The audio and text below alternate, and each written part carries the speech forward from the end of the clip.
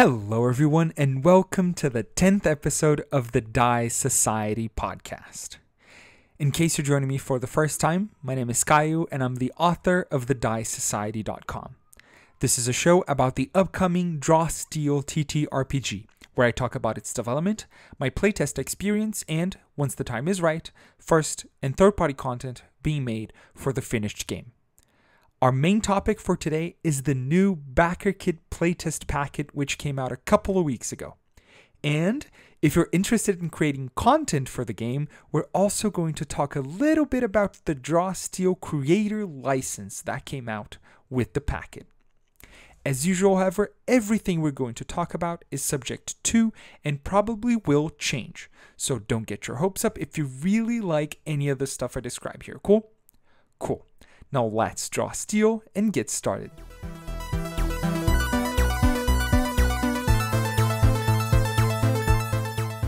Before we jump into our main topics, let's get some of the news out of the way. Starting with number 1, a DICE crowdfunder. On September 24th, MCDM will launch a BackerKit campaign to create some custom dice for Draw Steal. According to the preview page, it will be made by Chessex and will feature 2 20-sided D10s for optimal platonic power rolling and 1 6-sided D3 for the Furies out there. As you can probably imagine, you could just use your regular D&D dice instead of spending $20 on one of these custom sets, but it's going to be a pretty cool souvenir for fans. If you're at all interested, you can follow the campaign at mcdm.gg/dice. Number 2, levels 1 through 10. The devs are currently hard at work finishing the full prototypes of the classes. They already have levels 1 through 3 of every single class and levels 4 through 10 of the Fury, Conduit, and Shadow. They expect that heroes will have around 10 abilities at level 10, but we'll have to wait and see. Number 3, Patreon feedback. James has gone through all of the feedback of the Patreon playtest packet and is already implementing some changes. I'll talk about this later in this very episode, but the devs are listening to what we have to say. Number 4, the lightning round. They're considering new ways to make heroic resources feel more distinct from one another. Caster kits might be changing once more to solve balancing and flavor issues that were raised by playtesters. Victories might also be changing a little for balancing reasons. And lastly, creature sizes are getting standardized as X by X, so no more long or wide creatures. And that's it for the news segment. Now let's get to the backer packet.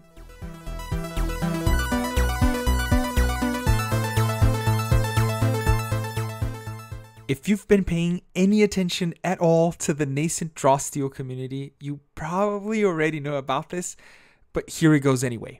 The first playtest packet for backers is out. If you have backed the Draw Steal BackerKit campaign and didn't know about this, go check your email right now because you're in for a treat. It actually came out almost 3 weeks ago, but I've been super busy and wasn't able to make a podcast episode sooner. Sorry. Anyway, what's in the packet? Actually, almost the same stuff that was in the Patreon packet that I've talked about in episode 8. You get the basic rules for the game with character creation, combat, negotiation, and so on.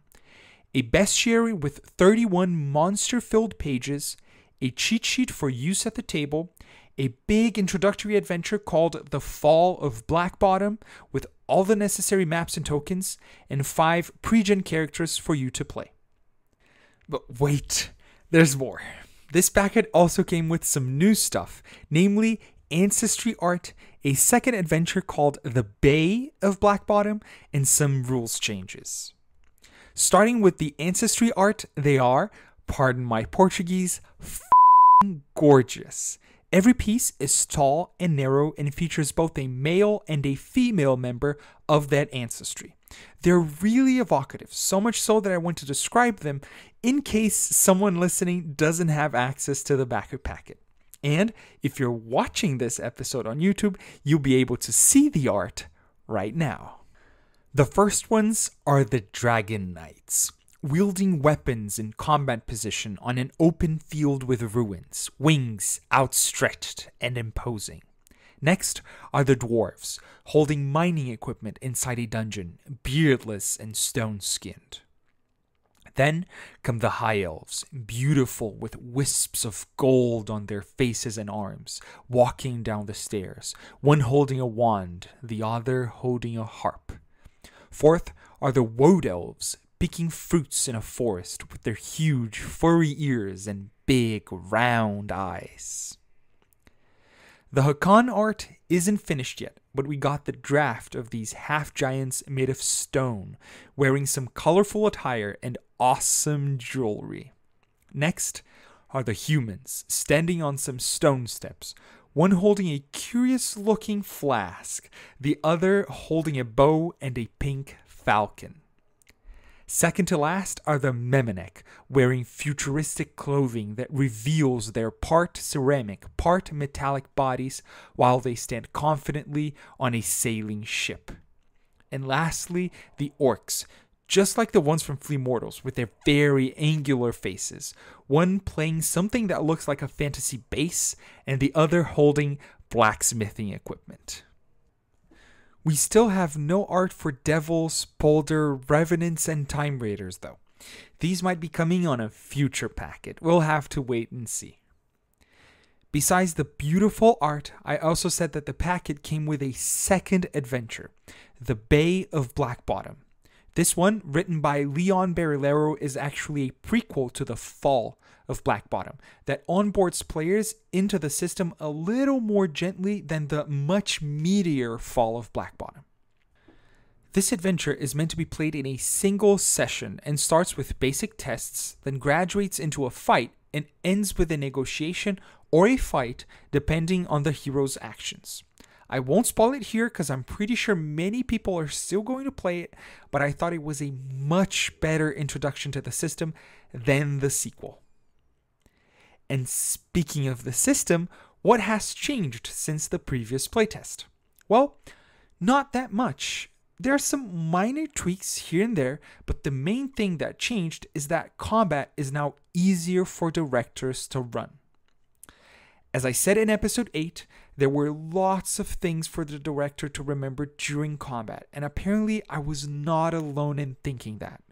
James explained in a recent Patreon post that the feedback they got from the Patreon packet was loud and clear. Quote, running combat with the old rules was too much of a mental burden on directors. End quote.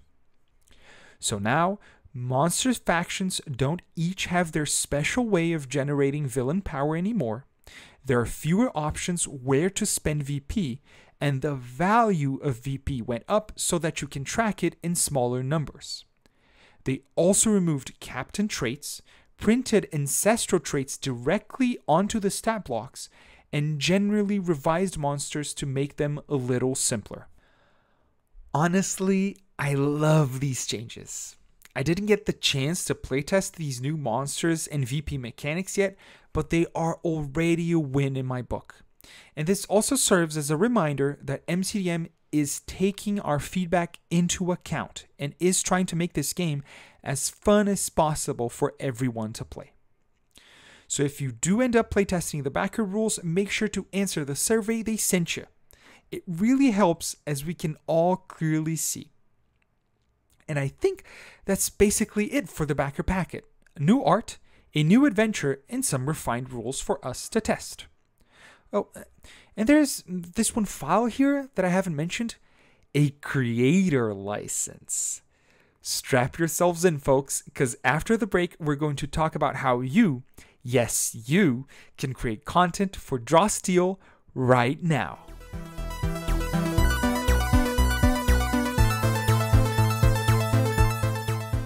Hey there. Before we move on to the next segment of the podcast, let me just quickly plug the Dice Society's brand new mailing list.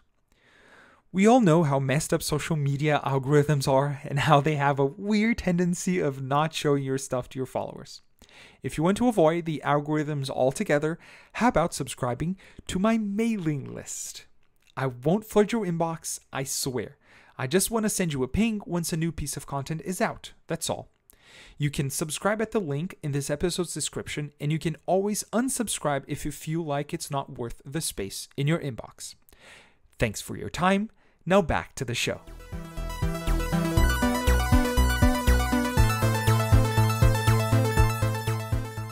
Alongside the BackerKit, the MCDM team released a creator license for those who want to create content for DrawSteel.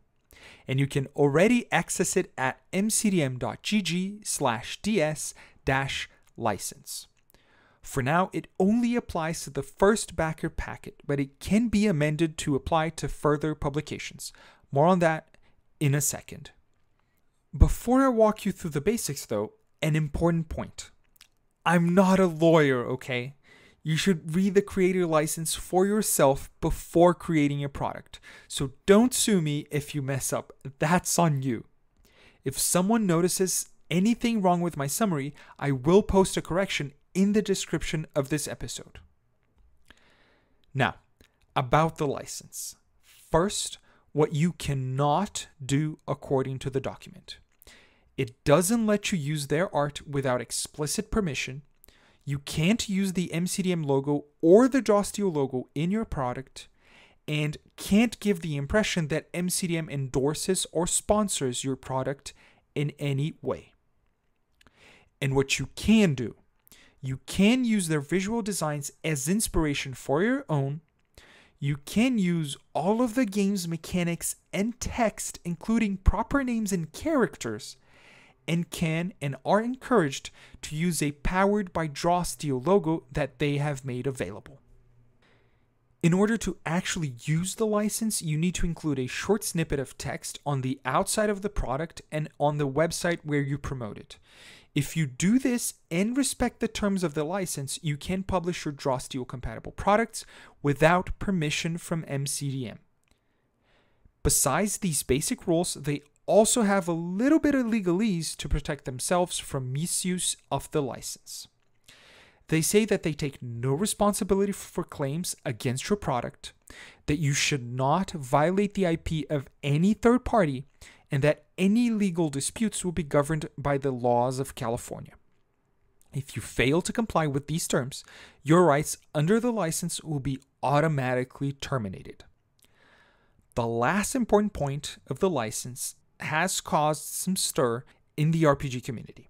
The text says that the license can be revised or modified at any time, which after the OGL debacle might sound a little scary. However, it also states that these changes are not retroactive and that products being sold and in development at the time of a license amendment can continue using the previous version of the license. All in all, I think the document is pretty solid, and this license modification thing will not harm creators. And I know I'm not the only one who thinks this, because after the license was released, there has been a flood of DrawSteel compatible products made by the community. MCDM has even created a homebrew channel on their Discord where people can share their creations, and in less than 3 weeks, there are already dozens of products for you to check out. My personal highlights are, in no particular order, ability cards for DrawSteel by Cal, a truckload of printable cards with every DrawSteel ability for you to use at the table, DrawSteel in Foundry VTT by Hazen, a module that allows you to power roll inside Foundry VTT, Disdiar, a Discord bot for DrawSteel by friend of the show, John Denor. A nice Discord bot that knows how to power roll and can list monsters, kits, and abilities. Forge Steel by Andy Aiken, a very sleek online character builder that can even export your character sheets as PDFs. DrawSteel Elements by Zentis, an Obsidian plugin that can render abilities on your Markdown documents. DrawSteel Crash Course, also by Zentis, a full presentation for you to teach the game to your players. Layout Template for DrawSteel by Solace, an Affinity Publisher template with a bunch of features to use with your own published adventures. The Oleomancer by Pesto, a new class for draw steel that controls acids, slimes, and oils. And Getting Started with Draw Steel Backer Preview by me, a YouTube video that walks newcomers through the basics of the game.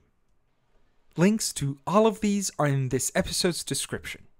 If people like this kind of stuff, I might keep doing the spotlight on every episode. We'll see. Maybe a deep dive into a single product. Let me know what you prefer in the comments.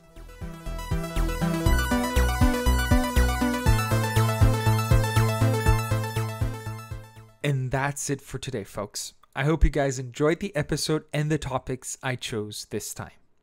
Make sure to check out this episode's description for links to Matt's and James's Twitch channels, MCDM's and Matt's YouTube channels, Draw Steel's, MCDM's and Matt's subreddits, MCDM's Patreon, MCDM's Discord, all of my socials, the Die Society's mailing list, and a full transcript of this episode. Before you leave, make sure to rate the podcast in your platform of choice and leave a comment on YouTube or Spotify if you have any questions or suggestions for future episodes. See you all next time. Thank you very much, and goodbye.